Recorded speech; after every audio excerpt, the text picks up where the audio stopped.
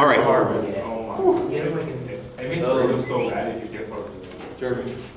lot of us might feel like different places are our home. You know, like for you, you might feel like the football field is your home. For me, the soccer field is my home.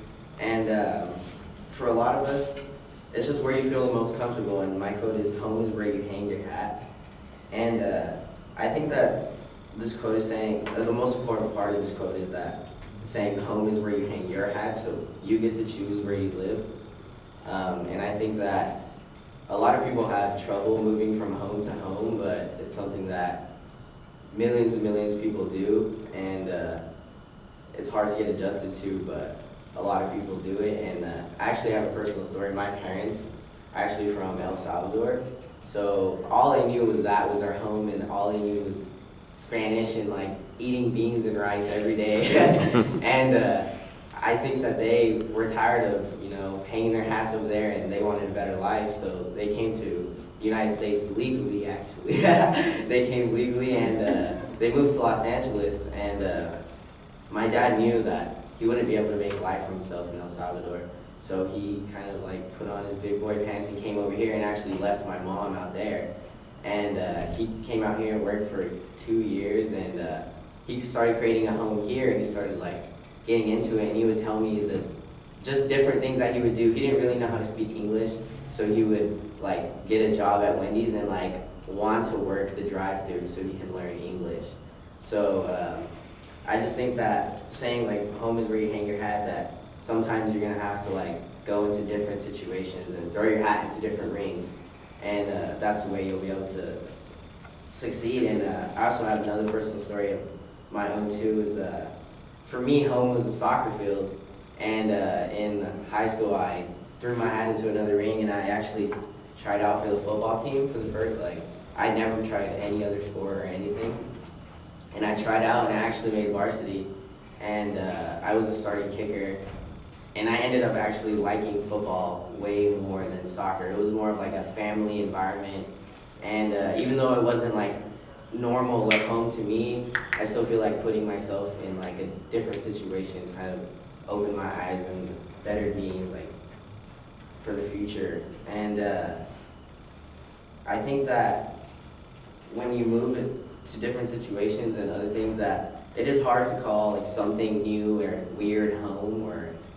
you know, like this class was weird the first day of class, but now when we give speeches, you know, it's kind of like we're all family environment, and I feel like we all have like, slowly but surely, when you're put into a new environment, you adjust and you kind of make it your home, and you end up hanging your hat there. So that will conclude my speech.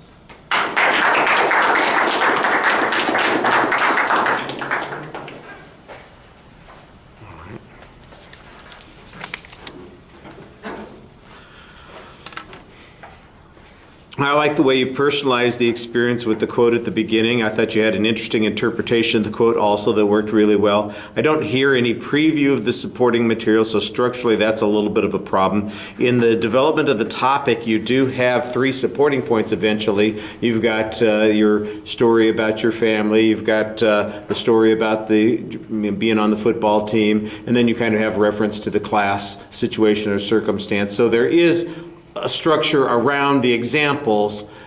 It feels a little bit like it's developing as you go along, as opposed to something that you planned. And so I think that that's maybe a little bit problematic. Presentation is pretty solid for the most part. I think you could be a little bit more expansive in some of your gestures, but you do tend to look at us. Occasionally, I catch you looking down at the topics like something is going to appear there that wasn't there before. You know, I sometimes refer to that as refrigerator disease. You guys ever have that one where you keep, you know, you look in the refrigerator, you close the door, there's nothing there, but you go back 10 minutes later, like something will have appeared there since the last time I looked at it. Yeah, you know, it's like maybe. when people write notes, for instance, especially for impromptu speeches, that's one of the consistent things that they do. They write down notes, and then they just keep looking at it like there's got to be something else that I wrote down there, and there isn't. You just have to have it in your head. So I think you'd be better off getting the topic out of your hand so it's not a distraction to you, and you just keep talking to us. Your voice is fine. I think there's good variety there. there. You add some personality to the presentation while you're doing it. You could, like I said, maybe be a little bit more dynamic with your body movements and gestures, but there wasn't anything that was problematic, except one time I noticed that you had your ankles crossed a little bit awkwardly, and it looked, yeah, I know, and it may only be noticeable for a few seconds because I didn't think it was a long time, but when it happens, it's like you just sort of look a little sideways awkward when you're standing there. Most of the time, though, you did a pretty good job. Like I said, I don't have the full evaluation form here, so I'm going to give you a kind of a truncated evaluation. You spoke for about 3 minutes. I think you could use a little bit more of a summary, remind us what the point of the speech was, you know, and say, look, you make your home where you happen to be. That's what you would need to do, and finish that way a little bit more effectively, and you'd be in good shape. All right? Thank you.